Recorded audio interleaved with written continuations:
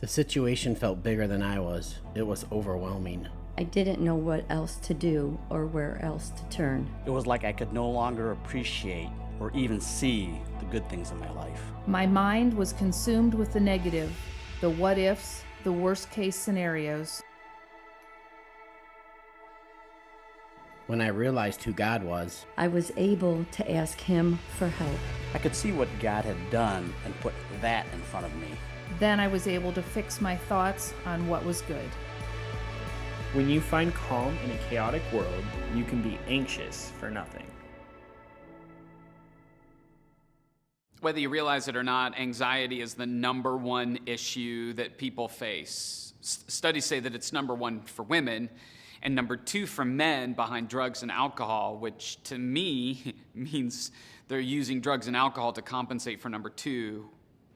It impacts all of our lives. And you may not be going around saying, "Oh, I struggle with anxiety." I just don't think we realize how deep it goes. And there is all sorts of conversation around medication, which isn't necessarily bad. Meditation, which isn't necessarily bad. Practices that you can engage in, which aren't necessarily bad.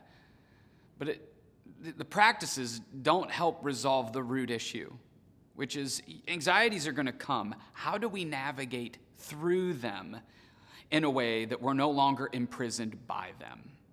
Through the month of September, we're going to be talking about how to live anxious for nothing. And we're going to be looking at some biblical wisdom that I think will benefit you wherever you're at in the spiritual journey. So I want to invite you to join us as we talk about how to live anxious for nothing.